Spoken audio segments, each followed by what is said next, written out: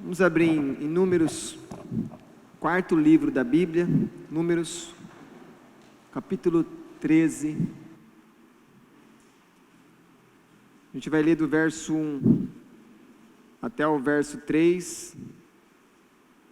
Aí nós vamos pular para o verso 16 e vamos continuar até adentrar no capítulo 14. Diz assim a palavra de Deus: Disse o Senhor a Moisés: envia homens que espiem a terra de Canaã, que eu hei de dar aos filhos de Israel. De cada tribo de seus pais enviareis um homem, sendo cada qual príncipe entre eles. Enviou-os Moisés do deserto de Parã, segundo o mandado do Senhor. Todos aqueles homens eram cabeças dos filhos de Israel. Verso 16. São estes os nomes dos homens que Moisés enviou a espiar aquela terra. E a Oséias, filho de Num, Moisés chamou Josué. Enviou-os, pois, Moisés a espiar a terra de Canaã e disse-lhes: subi ao Neguebe, penetrai nas montanhas, vede a terra, que tal é, e o povo que nela habita, se é forte ou fraco, se poucos ou muitos, e qual é a terra em que habita, se boa ou má, e que tais são as cidades em que habita, se em arraiais, se em fortalezas. Também qual é a terra, se fértil ou estéril, se nela há matas ou não. Tende ânimo e trazei do fruto da terra. Eram aqueles dias os dias das primícias das uvas. Assim subiram e espiaram a terra desde o deserto de Zin até Reobe, a entrada de Ramate.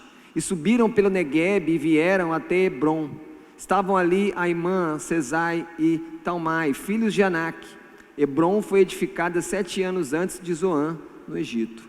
Depois vieram até o vale de Escol, e dali cortaram um ramo de vide com um cacho de uvas, o qual trouxeram 2 homens numa vara, como também romãs e figos. Esse lugar se chamou o vale de Escol, por causa do cacho que ali cortaram os filhos de Israel. Ao cabo de 40 dias voltaram de espiar a terra. Caminharam e vieram a Moisés e a Arão e a toda a congregação dos filhos de Israel no deserto de Parã, a Cádiz. Deram-lhes conta a eles e a toda a congregação e mostraram-lhes o fruto da terra.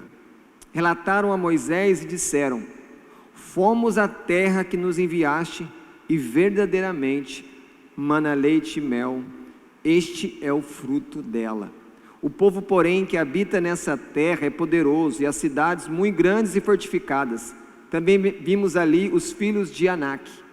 Os amalequitas habitam na terra do Neguebe, os heteus, os jebuseus e os amorreus habitam nas montanhas, os cananeus habitam ao pé do mar e pela ribeira do Jordão. Então Calebe fez calar o povo perante Moisés e disse: eia, subamos e possuamos a terra, porque certamente prevaleceremos contra ela. Porém os homens que com ele tinham subido disseram: não poderemos subir contra aquele povo, porque é mais forte do que nós. E diante dos filhos de Israel infamaram a terra que haviam espiado, dizendo: a terra pelo meio do qual passamos a espiar é terra que devora os seus moradores, e todo o povo que vimos nela são homens de grande estatura. Também vimos ali gigantes. Os filhos de Anak são descendentes de gigantes, e éramos aos nossos próprios olhos como gafanhotos, e assim também o éramos aos seus olhos. Levantou-se, pois, toda a congregação e gritou em alta voz, e o povo chorou aquela noite. Todos os filhos de Israel murmuraram contra Moisés e contra Arão, e toda a congregação lhes disse: tomara tivéssemos morrido na terra do Egito, ou mesmo nesse deserto. E por que nos traz o Senhor a essa terra, para cairmos à espada, e para que nossas mulheres e nossas crianças sejam por presa? Não nos seria melhor voltarmos para o Egito? E diziam uns aos outros: levantemos um capitão e voltemos para o Egito. Então Moisés e Arão caíram sobre o seu rosto perante a congregação dos filhos de Israel. E Josué, filho de Num, e Calebe, filho de Jefoné, dentre os que espiaram a terra, rasgaram as suas vestes e falaram a toda a congregação dos filhos de Israel, dizendo: a terra pelo meio da qual passamos a espiar é terra muitíssimo boa. Se o Senhor se agradar de nós, então nos fará entrar nessa terra e nola dará, terra que mana leite e mel. Tão somente não sejais rebeldes contra o Senhor e não temais o povo dessa terra, porquanto como pão os podemos devorar. Retirou-se deles o seu amparo. O Senhor é conosco, não temais. Apesar disto, toda a congregação disse que os apedrejassem. Porém a glória do Senhor apareceu na tenda da congregação a todos os filhos de Israel. Disse o Senhor a Moisés: até quando me provocará este povo, e até quando não crerá em mim, a despeito de todos os sinais que fiz no meio dele? Até aqui. Senhor, fala conosco, abençoa a tua igreja, nos edifica conforme o teu propósito e a tua palavra. Em nome de Cristo oramos, amém. Podeis sentar. Deixa a sua Bíblia aberta aí a partir do capítulo 13 até o capítulo 14.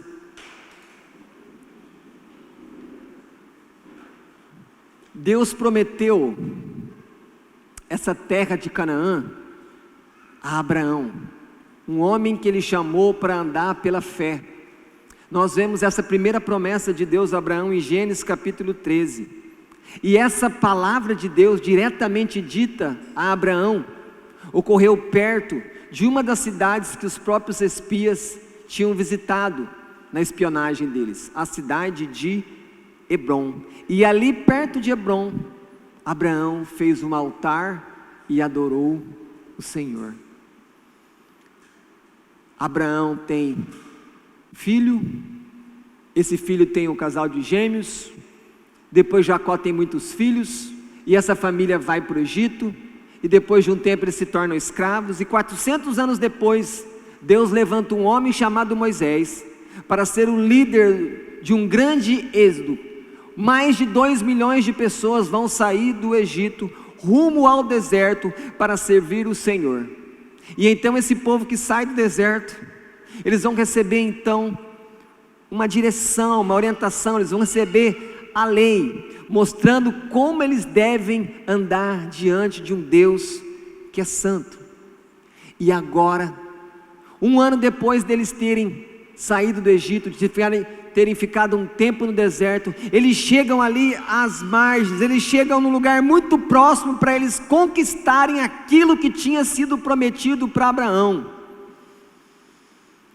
O próprio Deus fala a Moisés: pega um líder de cada tribo e manda para olhar a terra que eu falei que ia dar.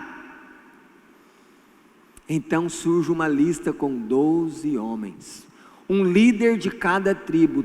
Toda a nação israelita estava representado por aqueles espias. E então Moisés fala como deve ser feito. Moisés dá o roteiro geográfico: vai pelo Negueb, sobe nas montanhas, vai lá em cima, vai no Jordão, vem para outro lugar, olha a terra toda. É como se fosse uma espécie de censo, só que muito mais detalhado do que aquele que nós temos no nosso país. Moisés fala para eles: eu quero que vocês falem como que é a terra, como que é o povo, como que eles moram em arraiais, eles moram em cidades fortificadas, tem floresta lá ou só tem deserto, como que é esse campo, são campos férteis, são campos estéreis, e tragam para nós frutos dessa terra, para que a gente possa conhecer como é essa terra. E então esses espias saem, e eles andam ali provavelmente uns 600, 800 quilômetros, durante 40 dias, eles têm que andar naquela terra sem serem vistos, e ao mesmo tempo olhando tudo, e trazer uma prova de que eles estiveram lá. Quando a gente pensa em 40 dias, a gente lembra do dilúvio, que Deus falou: vai chover durante 40 dias e 40 noites, e era juízo. Também 40 dias foi o tempo que Moisés subiu para a presença do Senhor e ficou lá para receber a lei de Deus, os 10 mandamentos. Então ali também são 40 dias, mas para receber direção de Deus, como eles deviam viver.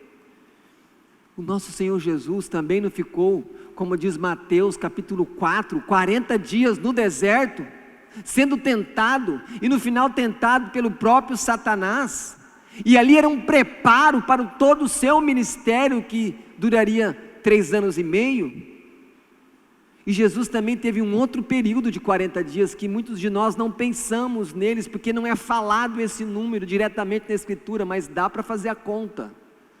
Quando Jesus ressuscita no domingo, ele fica 40 dias com os seus discípulos, aparecendo apenas para aqueles que eram dele, se mostrando ressurreto, com o corpo glorificado, até que então ele sobe, ele é assunto aos céus, na presença dos seus discípulos. Mas agora, esses 40 dias desses espias, a palavra principal é observação. Vocês precisam ver, vocês precisam trazer depois um relatório detalhado. Eles deveriam ver aquilo que Deus tinha prometido dar para Abraão, como se Deus dissesse: chegou a hora, meu povo, vocês vão entrar na terra que eu prometi para Abraão, 400 anos atrás. Que privilégio fazer parte dessa caravana de 12 homens, como se fosse o nome de um filme, 12 homens e um destino, ver a terra que mana leite e mel, ver um lugar que foi prometido ao pai deles, Abraão. Que privilégio participar desse serviço.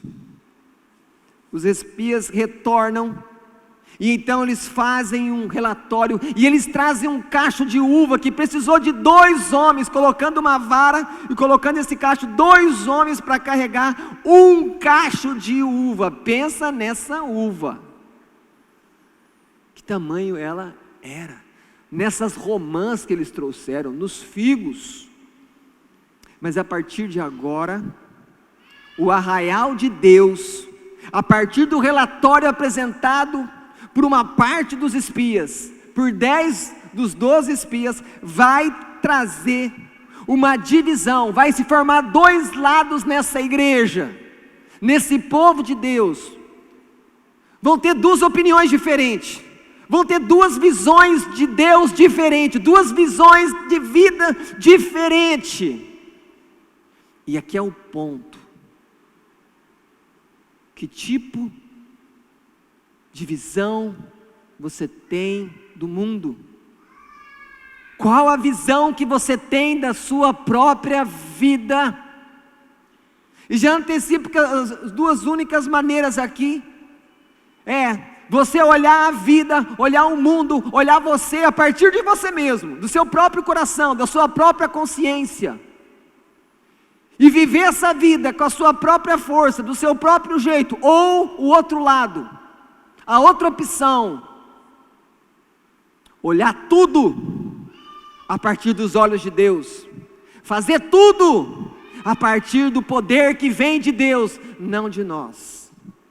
É essa grande divisão que ocorre agora sobre esse povo, a partir do momento que o relatório é lido. Ou eles vão ter que escolher o que os espias viram, ou aquilo que Deus prometeu para Abraão. A assembleia está aberta, a igreja está polarizada.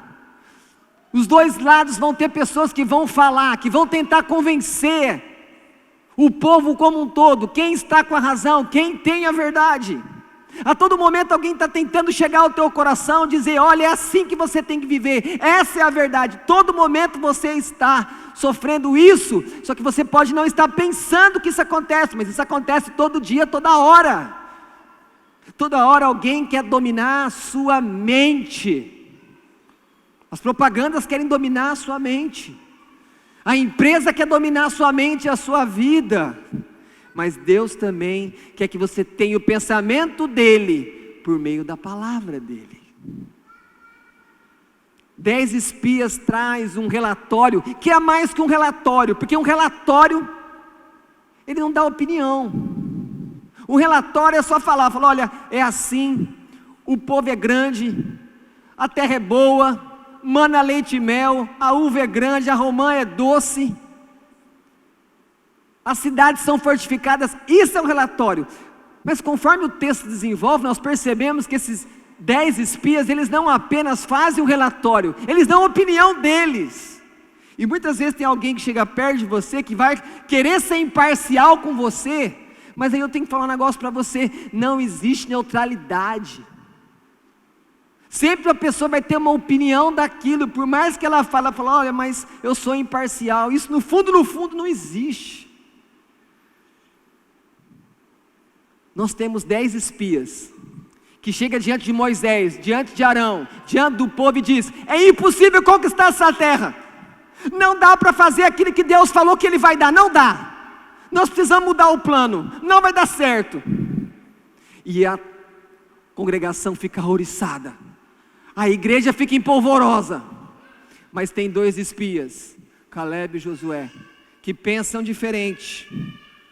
2 espias que ao invés dos outros 10, que estão olhando os obstáculos, que estão olhando para a altura dos habitantes, que estão olhando a fortaleza das cidades, eles estão olhando para o Senhor. E enquanto eles estavam, eu fico imaginando Josué e Caleb andando nessa terra. Enquanto eles andavam, eles ficavam pensando, provavelmente sonhando: olha o lugar que nós vamos morar, olha o lugar que nós vamos criar os nossos filhos. Enquanto que outros 10 estavam cada vez ficando mais com medo, tementes, olhando para o tamanho do obstáculo e não olhando para Deus. Como é perigoso. Conforme as coisas vão ficando difíceis para você, você olha cada vez mais para o problema, mais para as dificuldades, e não olha para Deus, e não olha para o poder que há em Deus para te ajudar nessa situação. O que está acontecendo aqui é que essa igreja, esse povo está passando por um momento decisivo, um momento singular, um momento ímpar, e eles precisam tomar uma decisão. E aqui, você tem 2 caminhos. O que acontece quando você precisa tomar uma decisão muito importante na sua vida? O que acontece quando você precisa tomar uma decisão importante no seu trabalho, uma decisão importante para a sua família, uma decisão importante para a sua igreja? Como você age? Os 10 primeiros espias, eles mostram uma maneira de tomar decisão. Eles falam: fixe os olhos na dificuldade, olhe para você mesmo e veja toda a sua fraqueza e limitação. Escute o que as pessoas vão dizer. Você não vai conseguir. Desista. Isso não é para você. Isso não vai funcionar na igreja. Esse é um grupo, aquele que olha para o problema, para o obstáculo, e que quando tem que enfrentar o obstáculo, ele olha para si mesmo, ele fala: não dou conta, não posso fazer isso. Ou então tem a outra maneira de olhar.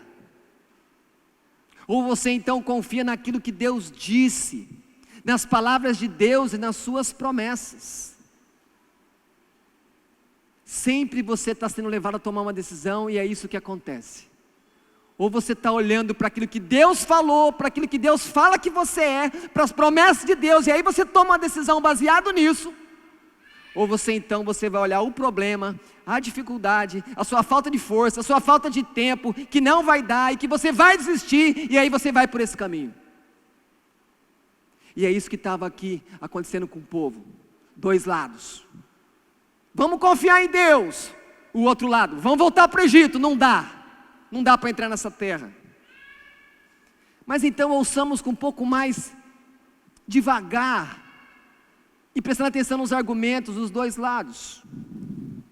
Primeiro vamos ouvir aqueles que nós vamos chamados incrédulos, aqueles que não acreditam naquilo que Deus promete, que são esses 10 espias, que eles começam chegando e falando: olha, não dá para ficar nessa história que Deus falou para Abraão, isso faz parte da nossa história, mas isso não vai dar certo. Isso é uma utopia. Então eles começam a falar mal da terra, falam, olha, a terra tem muito fruto, mas tem gigante, não vai dar. E não contente, eles não simplesmente agem de maneira incrédula, eles não simplesmente falam mal daquilo que Deus falou que ia dar, eles agora começam a falar das autoridades, eles começam a falar de Moisés e de Arão, e eles chegam ao ponto que eles sugerem, vamos matar Moisés e Arão. Olha o ponto que chegou a rebelião. E então, quando nós olhamos lá para o verso 27, nós temos a primeira evidência de que eles não estão crendo que Deus vai dar a terra. Eles dizem assim, eles relatam a Moisés, fomos à terra a que nos enviaste. Percebe? Falou, Moisés, a terra que você mandou a gente ver. Eles não estão usando mais a expressão, a terra que Deus prometeu a Abraão que ia nos dar. A terra que mana leite e mel. Eles já não estão olhando as coisas conforme a palavra de Deus, conforme a promessa de Deus. No verso 28 eles dizem, o povo é poderoso. Mas o Egito, o exército egípcio, porventura não era muito mais forte que esse povo de Israel? E como que eles venceram eles? Será que eles não se lembram que o Senhor interveio em favor deles? Eles não aprenderam nada com a libertação de Deus no Egito? Será que eu e você não aprendemos nada? Quantas vezes Deus veio na nossa vida e agiu e a gente ainda desconfia de Deus? Eles esqueceram aquela cerimônia solene, bendita, santa, chamada Páscoa. Quando tiveram que passar o sangue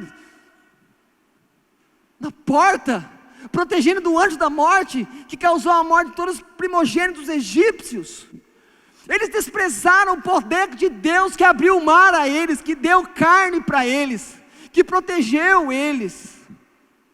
Eles esqueceram tudo. E esse é o risco para mim e para você. Quando a coisa fica muito difícil, você começa a esquecer tudo que Deus já fez por você, e você então começa a andar como um incrédulo, não alguém que é cheio de promessa, não alguém que é chamado para andar pela fé, não pelo que vê, igreja.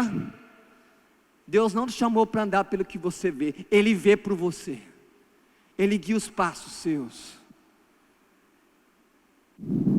E então, no verso 31, os 10 espias dão o grito de guerra de todo aquele que quer desistir. De quando as coisas ficam difíceis, vem aqueles que falam, você tem que desistir. E qual é o grito de guerra?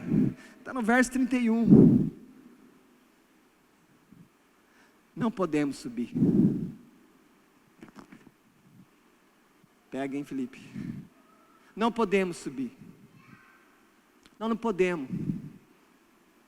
Quantas vezes o jogador fala para o outro, não dá para virar esse jogo, não dá para fazer essa casa,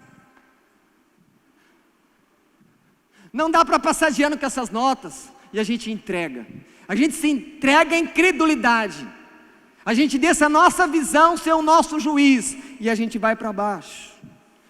Não podemos, é o grito de guerra de todos aqueles que não dependem do poder de Deus para mudar aquilo que os nossos olhos estão vendo, mas não somos nós que temos o poder para mudar a situação.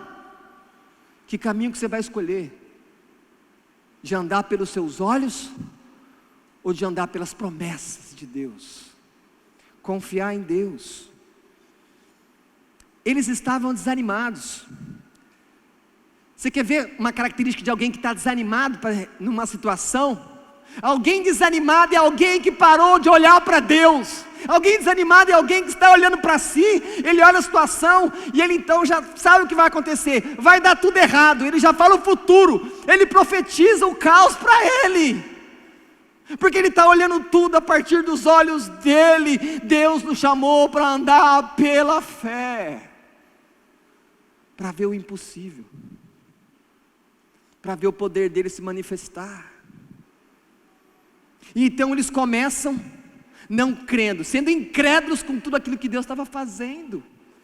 Há pouco tempo atrás eles viram os milagres, E agora o segundo passo deles é que eles começam a falar mal da terra. Primeiro não creem em Deus, agora falar mal daquilo que Deus falou que era bom. Eles dizem no verso 32, essa terra que você mandou a gente ir, Moisés, ela devora as pessoas, ela mata os moradores. Eles estão mentindo. Essa terra não fazia nada disso, essa terra era uma terra boa. Essa terra era uma terra que tudo que você plantava ali dava. Essa terra manava leite e mel. Eles estavam falando que era mal, quando Deus falava que era bom. E aqui cuidado, eu advirto você, cuidado quando Deus está levando você na situação, e quando Deus fala na palavra, quando Deus fala com você, isso é bom, mas por você, por desconfiar, de ter que se lançar totalmente ao cuidado de Deus, você fala, isso não é bom, você está pervertendo o que Deus disse, e isso é perigoso, e isso pode levar ao seu coração ficar duro com Deus. É quando você olha o pecado e fala, não, isso aqui não é um pecado, isso aqui só é um problema. Não, o pecado é pecado. O que é santo é santo. Eles falam mal. Fica muito claro aqui. Eles falam mal daquilo que Deus está falando, coisas boas. E então vem a terceira atitude deles. Eles são incrédulos. Eles falam mal da terra. Em terceiro lugar, eles vão provocar murmuração em todo o povo. Quando a pessoa está desanimada, quando a pessoa está olhando para ela, para a força que ela não tem e para as dificuldades, ela começa a influenciar todo mundo que está ao seu redor, para baixo, levando pessimismo, derrotismo. Esse não é o povo de Deus. Não é assim que Deus espera que nós hajamos. E então, depois do povo escutar tanta coisa ruim, perceba, se você ficar somente com fonte de notícias ruins, você vai ficar melancólico, depressivo, e pode até começar a passar mal, porque está alimentando o seu coração. Então, depois que os 10 espias trouxeram informações mentirosas, de incredulidade contra Deus, qual é o resultado? Capítulo 14, verso 1. Leia que está escrito aí, 14, verso 1. Levantou-se, pois, toda a congregação e gritou em alta voz, e o povo chorou aquela noite. Eles trouxeram um relatório que levou o povo para a angústia, e na verdade aquele relatório era para levar o povo para ficar feliz, e celebrar, falar, nossa, que terra boa que Deus vai nos dar. Não, o povo vai dormir com medo, infeliz, preocupado. Quantas vezes você vai dormir infeliz, preocupado, estressado, porque você olha para o seu problema, mas você esquece que Deus não conta com você para resolver o problema. Ele usa você, mas é Ele que resolve, é Ele que age.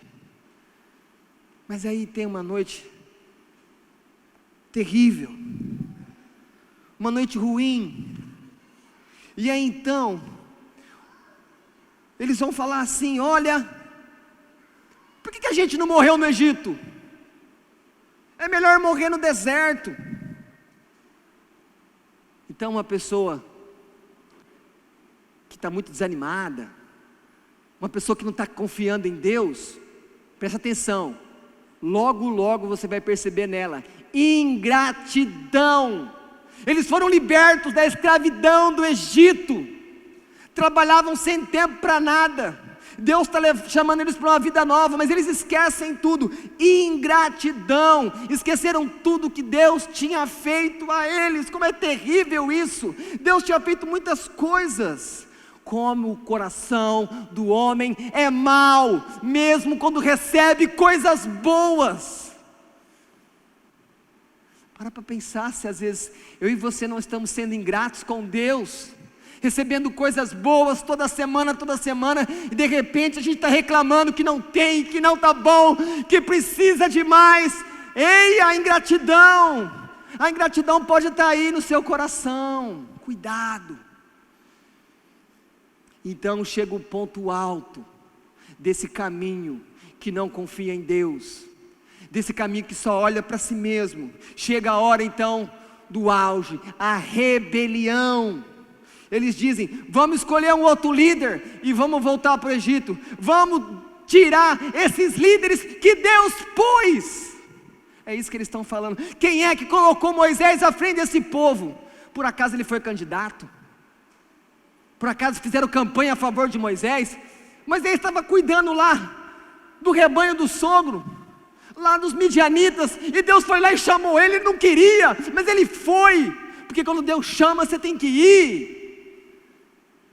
E agora o povo quer tirar Moisés. E se não bastasse isso, ele não quer só tirar Moisés, eles querem matar Moisés e Arão. Olha o ponto, olha como o coração do povo ficou duro. Eles estão ali numa assembleia, a igreja reuniu: não vamos só tirar o pastor não, vamos matar ele. E vamos matar também esses 2 espias, que estão trazendo essas ideias utópicas, que Deus vai dar a vitória. É isso que está acontecendo.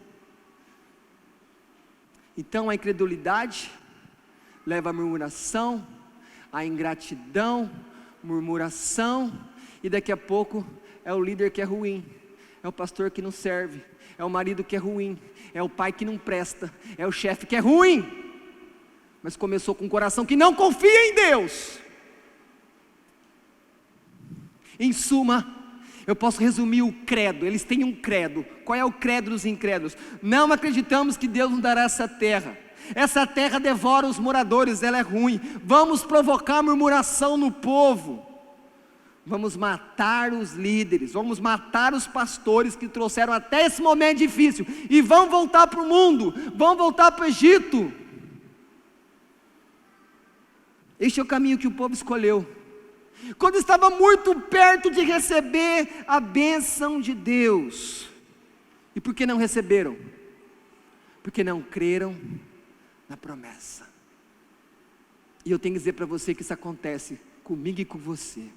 Muitas vezes estamos muito perto de receber uma bênção muito grande de Deus, mas de repente a gente fala: não dou conta, eu não consigo. E aí você desiste de um concurso, desiste de um trabalho, desiste de servir a Deus, porque você olha para você, e aí você é tomado pela incredulidade.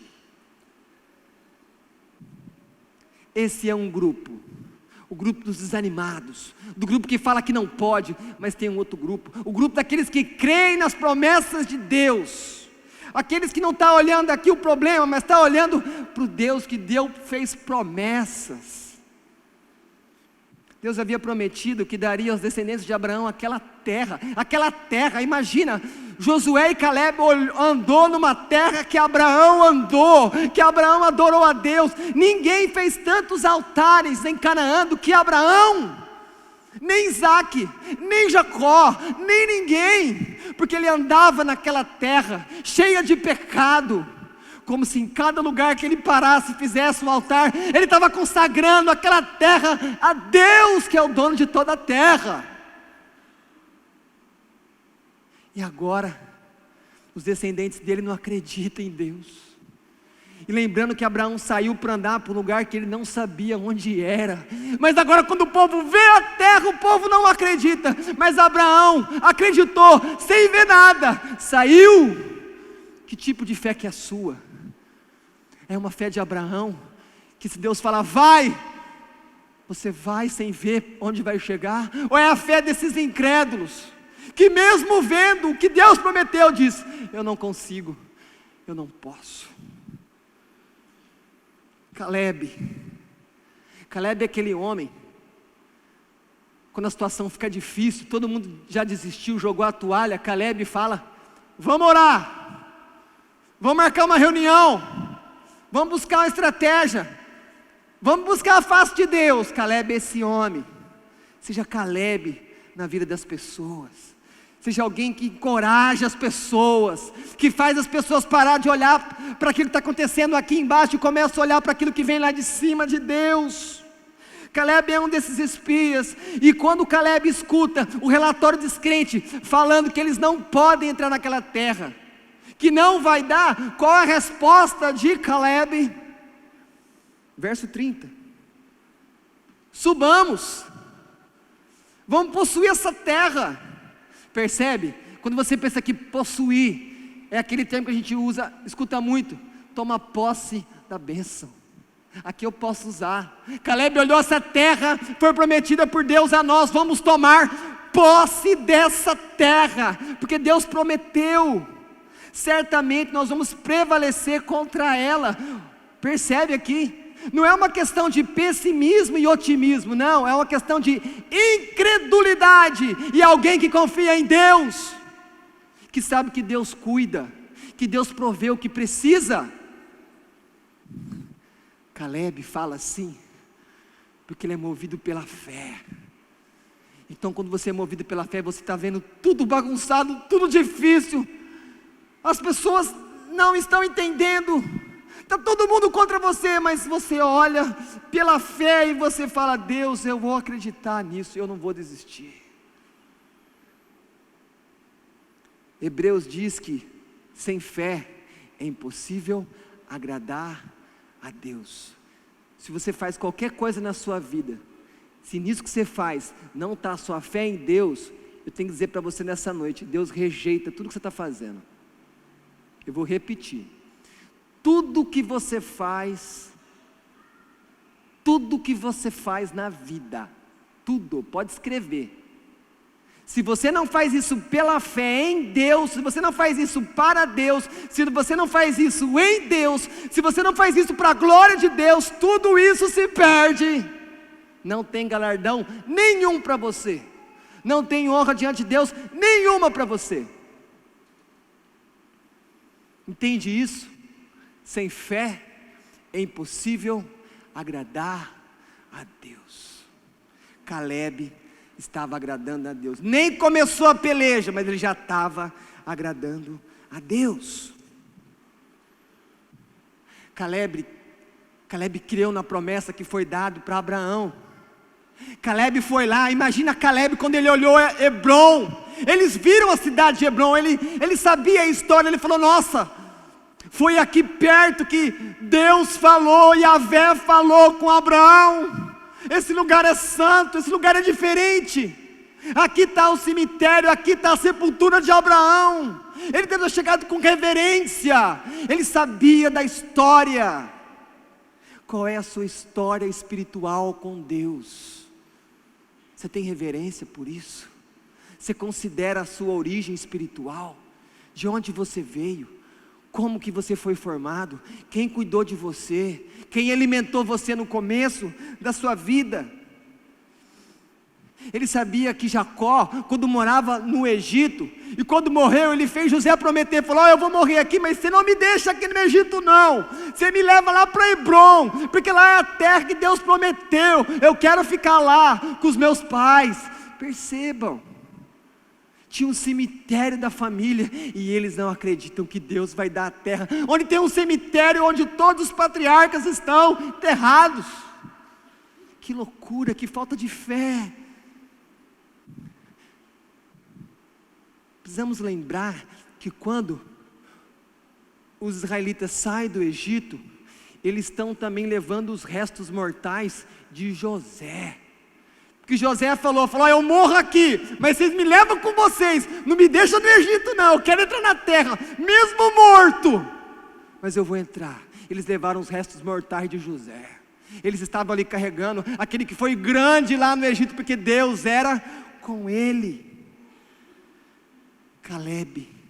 Caleb lembrou da Páscoa, Caleb lembrou do mar vermelho se abrindo, Caleb lembrou da carne caindo do céu, Caleb lembrou do maná caindo do céu, Caleb lembrou de todos os livramentos, Caleb lembrou do perdão de Deus quando eles fizeram o bezerro de ouro. Caleb era fiel a Deus, ele se preocupava com Deus. Por isso que quando 10 fala mal da terra, ele se levanta sozinho e fala: vamos subir, conquistar, possuir, porque Deus falou que ia dar para nós, e Deus é verdadeiro. Tanta dúvida, e aí mesmo ele falando isso, o povo de novo fala contra, fala: não vai dar certo. E aí então agora Josué se junta a Caleb, e aí os dois falam: a terra é boa. Quando eles falam a terra é boa, o que eles estão querendo dizer? Eu penso como Deus. Como é que você pensa?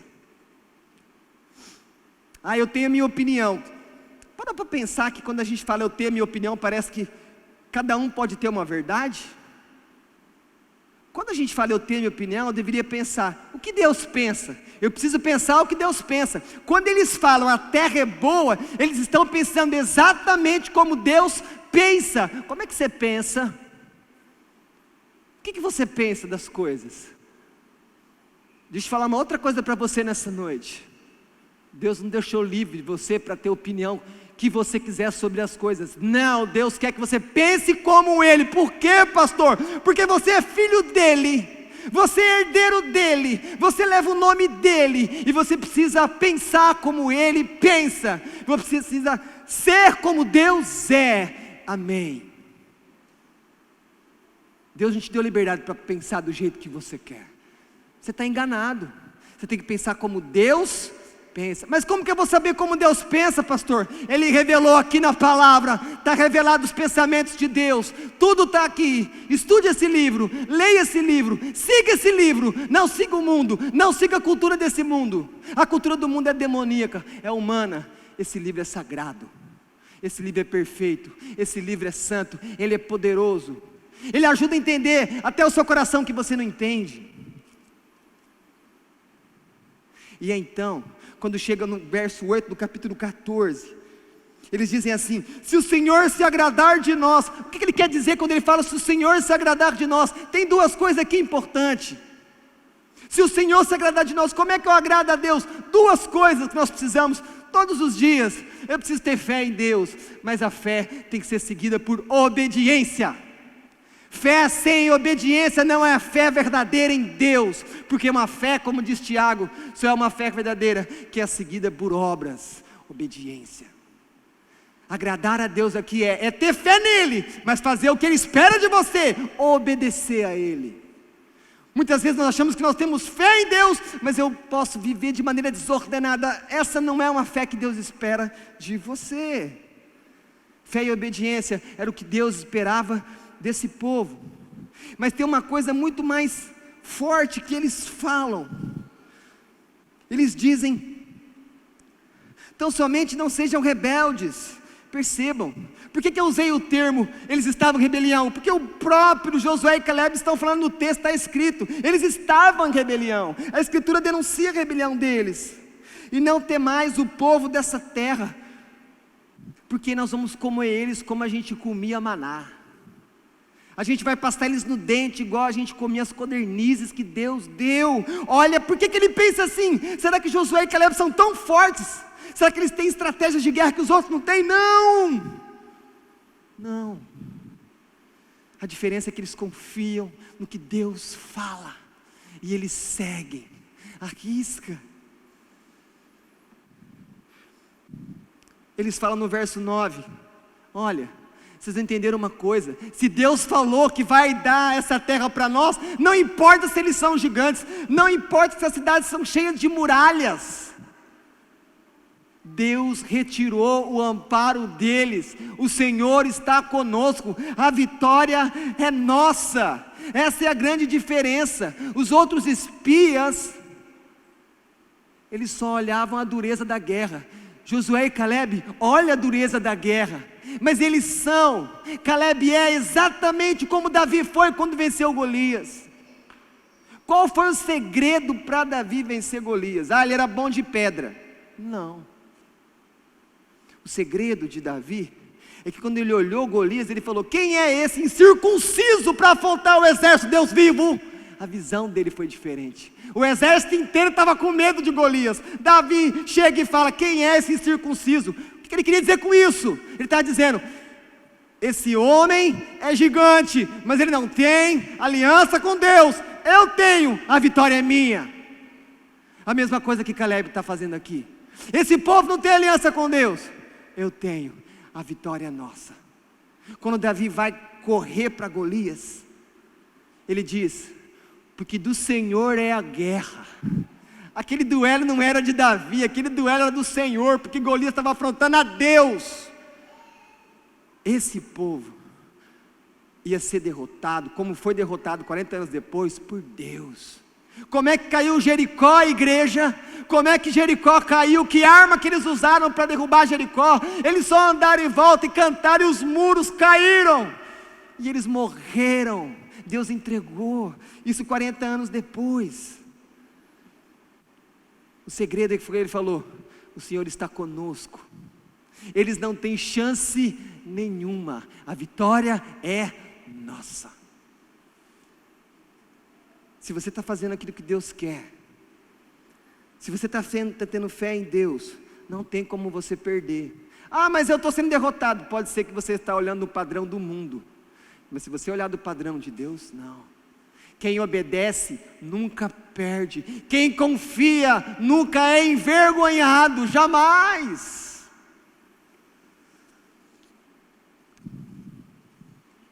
Queridos, há duas metáforas nessa história que servem de lição para mim e para você. Como é que você se vê? Olha o verso 33, capítulo 13. Como é que você se vê? Como é que você se vê diante dos seus problemas? Presta atenção no verso 33. Diz assim, ó: também vimos ali gigantes, os filhos de Anak são descendentes de gigantes, e éramos aos nossos próprios olhos como gafanhotos. Os incrédulos, os 10 espias incrédulos, eles olham e falam: nós somos como gafanhoto. Quer dizer, eles já se olhavam como gafanhoto. Por que gafanhoto? Eles olhavam para eles e pensavam: nós somos comida para o gigante. É a maneira como eles estão se olhando. Como é que você se olha? Agora, presta atenção à diferença como Caleb e Josué se olham. Olha o verso 9, diz aqui: não temai o povo dessa terra, porquanto como o pão o podemos devorar. Aquilo que não tem fé, aquilo que é incrédulo, está achando que é comida para o inimigo, que ele é gafanhoto. Agora aquele que está com Deus, que está confiando no Senhor, fala: vocês são minha comida, eu vou comer vocês como eu como o pão, porque o Senhor vai me dar vocês na vitória. Olha a diferença, como você se vê. Você é aquele que está comendo pão, ou você é aquele que é um gafanhoto e tem um gigante para colocar medo em você? Você age como você se vê, e eu vou repetir: você age como você se vê. O segredo dos espias fiéis é que eles se definiam conforme Deus falava deles.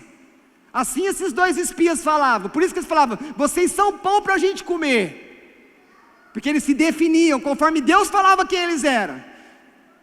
Então aqui já está uma aplicação para você. Quem é você? Eu sou quem Deus diz que eu sou. Eu não sou quem eu penso que eu sou. Eu não sou quem o mundo diz que eu sou. Eu sou quem Deus diz que eu sou. Amém? Primeira coisa. Então nós não somos gafanhoto. Nós não somos comida de demônio. Deus nos colocou no mundo para ser tragado pelo mundo. Agora, os outros, eles se viam como gafanhotos, porque eles olhavam para eles mesmos. Lembre, seu coração te engana, a sua consciência te engana. Uma hora a sua consciência é muito dura com você, uma hora a consciência é muito mole com você. Deus não, Deus é justo. Ouça o Espírito. Você é quem Deus diz que você é. Amém? É isso que você é. E digo mais, mesmo que você não pense assim, é isso que você é. Porque o que Deus fala é sempre verdade. Seja o homem mentiroso. Se o homem é mentiroso, ele não vai ter pensamentos errados? Lógico que vai. Aplicações finais. Esses 10 espias foram acometidos de uma peste no mesmo dia, vindo diretamente de Deus, e morreram no mesmo dia. Juízo de Deus sobre rebelde, sobre quem murmura, sobre quem enfrenta a autoridade, morreram no mesmo dia. Os outros do povo todo que murmuraram, que reclamaram, que acreditaram no relatório dos 10 espias, não entraram na terra. Deus mandou eles voltar para trás e ficaram 39 anos tocando de roda no deserto. Morreram todos. Apenas 2 pessoas com mais de 20 anos nessa época entram na terra. Quem? Os 2 espias fiéis, Josué e Caleb. Percebam o privilégio, eles confiaram no momento da dificuldade, eles entraram na terra. Então eu quero dizer o seguinte: aquela geração morreu no deserto, porque rejeitou a promessa de Deus. Se você rejeita as promessas de Deus, você perde as promessas de Deus. Os filhos deles cresceram, amém? Deus deu uma outra oportunidade para o povo entrar. Então aqui vem uma aplicação para você. Não ensine os seus filhos a ver a vida conforme as dificuldades e obstáculos e hostilidades do mundo. Não podemos ensinar os nossos filhos assim. Precisamos ler Bíblia para os nossos filhos. Precisamos ler da proteção de Deus para os nossos filhos. Precisamos ler as promessas de Deus para os nossos filhos. Porque quando eles estiverem em momentos decisivos, eles vão ter que agir, tomar suas próprias decisões. Nós queremos que eles tomem decisões, ficando do lado daqueles que confiam em Deus, em suas promessas. Leia a Bíblia para os seus filhos, ensine que Deus é fiel, que Deus é bom, que Deus perdoa, que Deus dá segunda chance. Faça isso pelos seus filhos.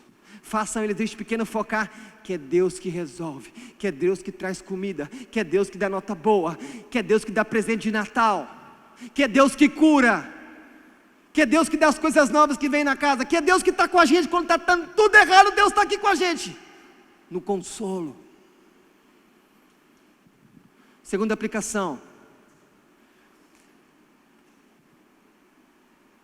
ser incrédulo com as coisas que Deus promete para você é a mesma coisa que você com as suas próprias pernas se afastar do Deus vivo.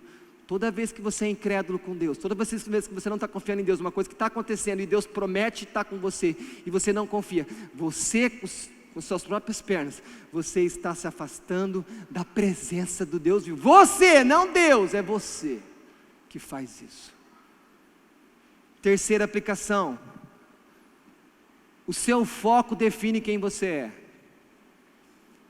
Se você focar nos obstáculos, pode ser que você vai desanimar, pode ser que você vai desistir, ou você vai começar a olhar para a sua força e você vai falar que não dá, pastor, não dá para ir na minha força. Foque sempre no Senhor. Pastor, eu pequei, o perdão está em Deus. Pastor, eu preciso tomar uma decisão, a resposta está em Deus.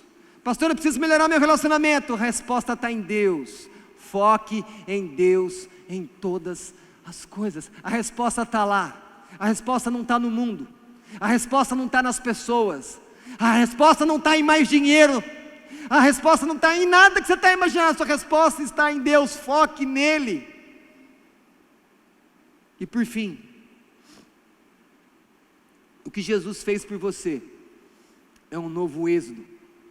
Assim como Moisés foi mandado para tirar o povo do pecado, do Egito, do domínio ali de Faraó, representando Satanás, Jesus veio para libertar, e nós somos a igreja, nós somos um testemunho de que Deus liberta pessoas do domínio do pecado, das garras de Satanás. Nós somos hoje o êxodo de Deus, e a nossa Páscoa é a ceia, e nós temos o nosso batismo, como esse povo foi batizado quando passou lá, as águas se abriram no Mar Vermelho, no deserto. Os israelitas receberam comida, mas reclamaram. Eles foram protegidos, mas eles também reclamaram. Esses aqui, essa geração não entrou na terra, mas a outra geração entrou. Isso quer dizer que os espias falharam no deserto. Mas existe alguém que também ficou 40 dias no deserto, e o nome dele é Jesus Cristo. E ele ficou sendo tentado, e Satanás chegou: transforma essas pedras em pão. Ele falou: não, nem só de pão viverá o homem, mas toda palavra que sai da boca de Deus. Se joga daí que vai te proteger. Fala, não vou tentar o Senhor. Perceba que os mesmos pontos que o povo reclamou lá no deserto, nessa geração incrédula, Jesus venceu. Venceu porque Ele estava trazendo um novo reino, um novo êxodo, uma nova libertação.